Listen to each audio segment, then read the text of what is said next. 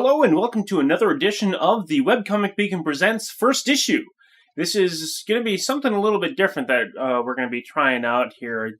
First off, I decided that there are way too many number ones to actually go through and do a full group review of all the ones that I picked up. So I have this plan of doing some standalone reviews, quicker reviews, of basically just myself, mostly as a new comic book reader of comics, either from old days of old or ones that are off the shelf now. But before I do any sort of thing like that, I'm going to attempt to do something a little bit special right now. So this year, in the October 2012, Diamond Comics Distribution is trying something called Halloween Comic Fest. And essentially, you can mostly think about it as being a sort of free comic book day 2 or something like that, where the idea is that to make the local comic book stores sort of have like a sort of gathering place, a fun times to be had during Halloween. And it is, from what I've seen from the comics promotional push from this, is that it is mostly geared towards the kids, mostly, not maybe a little bit of the teens, but I think teens and under for the most part is the main angle for this particular event. And with that, I was able to get a bunch of advanced copies of the Halloween Comic Fest comic books from my friends over at Twin City Comics, and as you will see actually in the future, I'm going to be having one of the people from Twin City Comics join us for a review in the future. But so with that, I was given a handful of books, and there's quite a few of these, like these smaller sized comic books. They're not full size, and you know what? That kind of makes sense to have more of the smaller, cheaper, more affordable sort of giveaways, especially when you're looking at, if this is primarily for kids, nice little handheld ones. But I'm going to go ahead and take a look at a few of these. We'll see if I can get through all of them in this in one video, but we'll see after that. So I'm just going to go through a few of these right now, and let's go ahead and start with, we got a little comic here of Axe Cop. And for those who don't know what Axe Cop is, it is essentially written by a 6-year-old and written by his 30-year-old brother, drawn by his 30-year-old brother. And that is exactly where this comic starts. Really, what we do get is pretty much the first several pages of what's found on the webcomic. Now, I haven't read the whole webcomic of Axe Cop, and I mean, it's great stuff, don't get me wrong. So if I were to review what's in here, is like, yeah, it's great. If you look kind of like off the wall, sort of nonsensical, but sort of makes sense in some form, sort of adventure, this is certainly something that anyone who grabs this one will certainly enjoy if they have never even seen the webcomic before. Now, there might be something that's original in the back. There's like a second story in the back. There's only like a few pages long, called Axe Cop in the Night Monster, which may or may not be made specifically for this, but it's not something I've seen before. And still, you have like basically an intro to Axe Cop, and you got this extra that's a little bit more Halloween-esque. Yeah, it's just as good as the previous thing. So the Axe Cop one is pretty darn good. Let's move on to the Axe Cop one. Just to let you know, that's by Dark Horse Comics. I should always mention the publisher. Next up from IDW, we got Ghostbusters Time Scare. Roll your eyes now. So for those who don't know, IDW has the Ghostbusters license, and there are some regular Ghostbusters comics out there updating. I have no idea if this is supposed to be part of that line or just something extra. However, while reading this, it does kind of feel it's something from like in the middle of a story that might be from a large, regular-sized comic book. So it, like I said, it does feel like that. But for like a kid, there's enough here that it kind of starts and ends. The only big problem with this is, you kind of get, the Ghostbusters. They get called up to take care of Spectre running loose in in this building, and it turns out to be like this old ghost of a mobster, which apparently can shoot ectoplasm bullets out of his ghost Tommy guns and such, and later on he gets tentacles.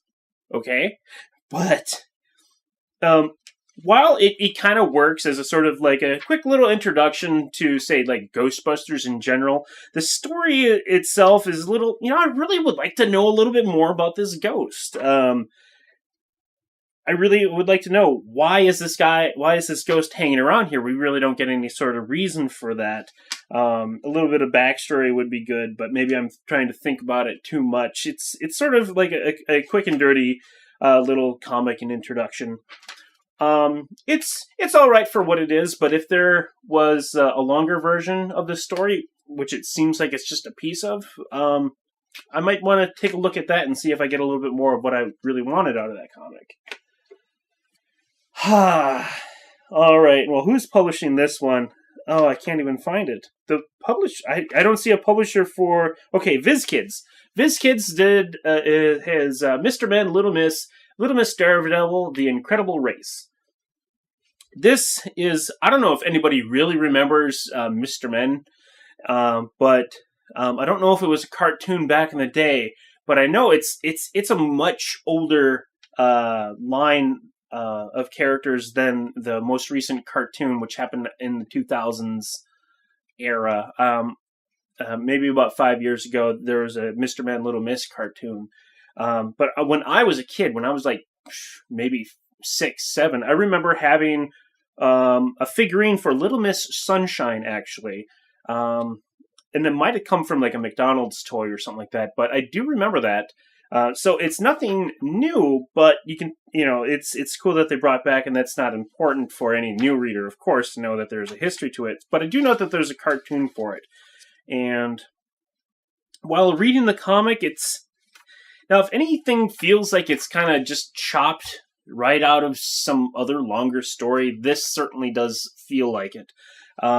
It kind of just feels like it just jumps into, I have no idea what's going on, but all right, we're going to roll with it.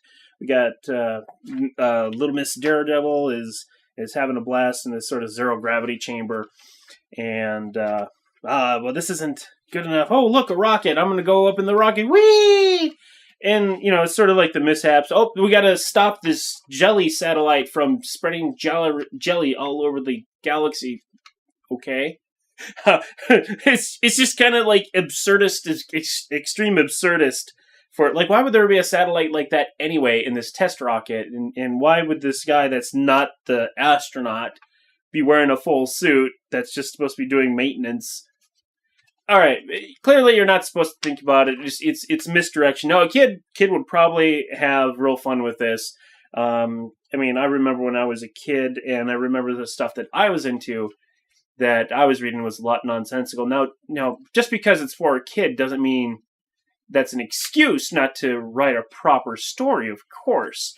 But from what it looks like is that Little Miss Daredevil, The Incredible Race, is actually part of a graphic novel of the same name. And on the back, there's also 4 others mentioned as well. So it is clearly a sampling of the whole story. And I never got to review this year's Free Comic Book Day comics, and I do apologize for that. I really did want to do that. And I have a firm belief that anything from a free comic standpoint should be standalone enough to work on its own and not feel like it's just like the first, like from Free Comic Book Day, there was a few comics that were just, they were like the first 6 pages of the number 1 or some other issue. It's like, that doesn't really go anywhere. It's just kind of like, oh, okay, so it's not a comic, you're just previewing, and that's kind of sour grapes. And it's not standalone enough to really get you into anything in particular. And this really doesn't, but, if this is all a kid has, it could probably just work enough for the sort of nonsensical standpoint that it's from.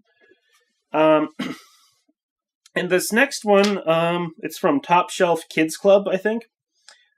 Top Shelf Comics. Johnny Boo and Harold in Tricky Treaters.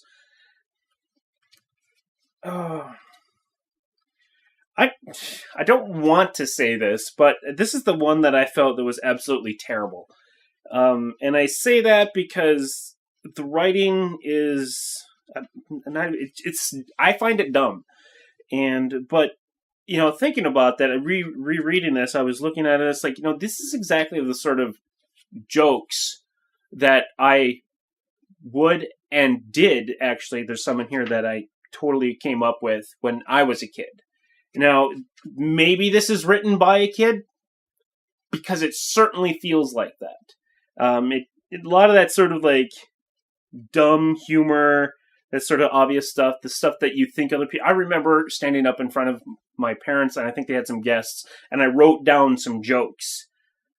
And they were so terrible. But as a kid, I thought they were so awesome, and everyone humored me. But, it's like this, they're jokes that every little kid comes up with. Maybe I'm just, a curmudgeon, but they're really not funny. They're really stupid. But with that in mind, I think a very young kid would probably have a blast with how silly and dumb this sort of is. This is definitely not something for a teenager to enjoy, really. I'd say like 5, 6, maybe. They'd enjoy this. Let's move on to... Adventure Time! This is from Kaboom Comics. Now, Adventure Time is a TV show that originally had its pilot on Nickelodeon, and Nickelodeon, for some reason, didn't like it enough, and Cartoon Network picked it up. It's kind of like one of those like kid shows where it's not really a kid show. It's really a young teen show, where it's got a little bit of suggestive stuff here or there, but it's totally going to go over the heads of a younger audience, it's in that sort of medium that seems to be really popular these days. And I'm always going to be a fan of the Adventure Time comics, because Ryan North, a fellow webcomic creator, is actually a writer for the series. Now, what we actually get in here, for the most part, is it's a prelude. It's a prelude to the Adventure Time #1. So these events in here happen right before the Lich King, I think, has that giant vacuum bag, which you'd find out in Adventure Time #1. Now, I think I have some of the old. I got the old free comic book day comics here, and let me take a look. Oh, yeah. That's what I thought. The Halloween Comic Fest comic for Adventure Time is the same one that's also in the free comic book day. So if you got the free comic book day, you're pretty much going to get the same exact thing here. Except I think there is a backup, a one-page backup. And a lot of these kids comics Adventure Time has like a backup comic at the end that's just an extra little something. And so there's a one-page comic in here about the Ice King thinking that, I'm going to get a queen instead of a princess. And so he goes to Marceline. And so that's kind of funny, but it's a one-page, one joke. It's Adventure Time. It's going to be a good pickup. Let me see what else I got here. It looks like I am going to have to make this multiple videos. But let's see what else I got here. I can do at least one more. 2 more. I can do 2 more. Let's do this one, because I'm not particularly fond of this one. I think it's by Archaia Comics. This is Cowboy, and this particular one is Hollows. And I think there's supposed to be like a graphic novel called Cowboy, a Boy and His Horse, and it's you can take a look at it. It's going to be set in Western times. This little boy that's a cowboy, and this one was a little disappointing. Me looking at the art style, there's clearly Calvin and Hobbes and Peanuts influence in the art style here. You can tell little bits here and there, noses, eyes, body structures a little bit, but it's still a style of its own. But you can see those influences. The comic starts off with a couple of guys at a table. They're playing poker, and one of them is Billy the Kid, and he's wanted. And as we learn later on, the cowboy is he's supposed to be a bounty hunter, and Billy the Kid's friend is basically just playing up. Oh, everybody should be afraid of this guy. Nobody can take him. He's Billy the Kid, and Billy the Kid's like, shut up, relax. But the way that this works is it's so anticlimactic. What happens? It's just the cowboy comes here and he's like, "Hey, settle down. I'm trying to sleep, and I'm not interested." And there's like this sort of rapport or whatever that Billy the Kid and the cowboy have that sort of goes, no, there's no conflict. Nothing happens. It's sort of setting up. It might be. It's not even a good issue 0 because we really don't know. We don't really learn anything about Cowboy except a one speech balloon explanation of why he's out here or anything. So it's if this is from like an actual trade or something like that, where there's a much bigger story and this is just a sampling maybe from like the beginning pages, this is pretty bad. It's a pretty bad example or sample. If you wanted to entice somebody to get this, I'm not interested at all in picking up whatever this is too. And I think a little kid might get a little bit bored about what happens in here since nothing really happens. But then again, they could identify with the kid a little bit, but I don't think it's a very good sampling from the comic if it is from the larger comic. So that is a little bit disappointing. I feel like I'm dogging on all of these, but there are certainly comics that I really want to talk about. And I'm going to pick up this one. I'm not even sure who it's published by. Fantagraphics Books. I really should look that up before I talk about it. Spacehawk. Now, as far as I gather, this is intended to look like perhaps a Golden Age comic book. It's clearly got like like an old print anything with printing colors. You see all like the little dots in the colors, and you can see this more so in older newspaper comics. I think in newer newspaper comics, the color is a lot more uniform, and you don't see the little dots as much. But I could be wrong. I haven't picked up a newspaper in like 10 years. So Spacehawk, the superhuman enemy of crime. I can tell you right now, this whole story is playing up with the art style in that old school fashion, along with the scenarios that happen. It's just things through each page happen so quickly, it's absurd. And there's this part where the space police are tracking down this bad guy, and he stops on this planet, and the government there is corrupt, and they trick them, and they get trampled to death by monsters and such like that. And our hero comes down and at least saves one of them. It's like, you must save my brain. It's too late for my body. And it's like, okay. So he puts his brain into one of the beasts. It's like, what? What? It's utterly ridiculous, and it's old school fun. I think an older audience will have a little bit more fun with this because they understand that it's kind of making fun of that. It has a little bit of that like Space Ghost feel, or that I don't know, that what is that one Hanna-Barbera cartoon with like the Herculeans or something like that with Glib and Glob or whatever. Okay, there's somebody out there that does know what I'm talking about, and it kind of feels like that.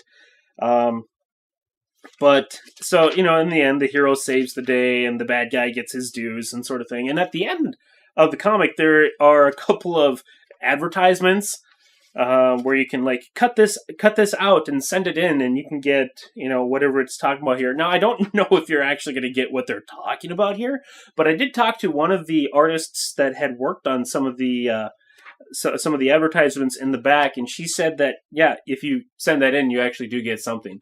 So that's kind of interesting. So that is what it is. Now, if a kid's going to have fun with this, it's kind of hard to say because the art style is so different from today's varied art styles. I'm not sure if they'll get it, but it's still plenty solid, and I think teens and older audiences would have a lot more fun with this one. Let's see here. I will read. Let's see here. 1, 2, 3, 4, 5. I'm going to cut this part. All right. It is very clear I'm going to have to make a second video for this, so I'm going to review one more of these comics. And you know what? I think I'm going to go ahead and review Ernest and Rebecca. Now, this, I'm just going to go ahead and say this is cut from a longer story. It's published by Papercutz. And, okay, so we have Ernest and Rebecca. I have to say, you really don't see Ernest in this comic at all. It's really just Rebecca. But the way it works off is we have, like, this little introduction about Rebecca, this cute little girl who's just kind of, one of those little girls that's just full of optimism. It's like, hey, I want to be your friend sort of thing. And here we have, she's just going for a walk, and she comes across this dude, and immediately she's kind of already starting to rub her raw, but, she's got a little bit of bite to her. And it's that old story of boys versus girls sort of thing. So you got this sort of setup in there. I gotta say, the art in here is fantastic. And this little tiny comic doesn't do any justice to this artwork. I would love to see this a lot better. Let's see here. It's like we even get like this shot where her older sister and I think her grandma is just sitting on the stoop here, and it's like, look at all that just detail. I mean, clearly this is a reused background and such, but still, look at the shadowing, the detail that's there, the care that's put into each of these pages. So we're going back to Rebecca here, and this is, in the first page we see that one of the boys is like, about time you showed up. Oh no, you're right on time to face your challenges. So it's clearly taken out of somewhere else. But the way that the story is set up, it's basically just this beginning. So far you're not really actually feeling like it's chopped out of something, but it's just like this little adventure that this little girl is going on. And so she has to pass like these trials to become a part of their group. And oh man, it's just so adorable. I mean, I could totally picture this existing as a cartoon. It's just that sort of level. It's animated. The pages, the characters are animated in such a way that you could totally see this play out in a cartoon, is what I'm saying. And you can see that she's pretty clever, and she's able to pass at least 2 of the tests. And the last test is going to be her having to go to this haunted house at night.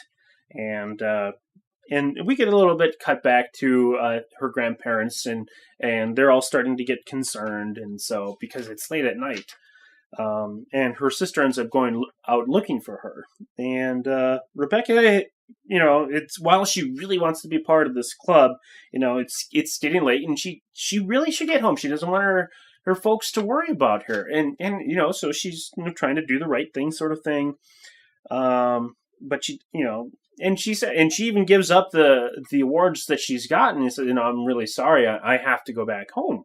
And just an innocent girl just doing the right thing. It's awesome. And even though they're still trying to taunt her, and the comic ends with Rebecca bumping into her older sister, and they're sort of apologizing. So it's very cute, very touching, and it kind of works enough. A little kid could probably really get into this. I absolutely love this. The writing is really good. The art is awesome. And I would actually really love to pick up one of the bigger comics of this. So that was Ernest and Rebecca, The Haunted House, which they actually don't go into the haunted house. But still. So that is all I'm going to review for now, because the video is getting a little bit longer. I'm going to hope to have the next one in about a week. I want to get these out before Halloween, of course. And once again, thanks to Twin City Comics for getting me these comics in advance. And I'll see you next time.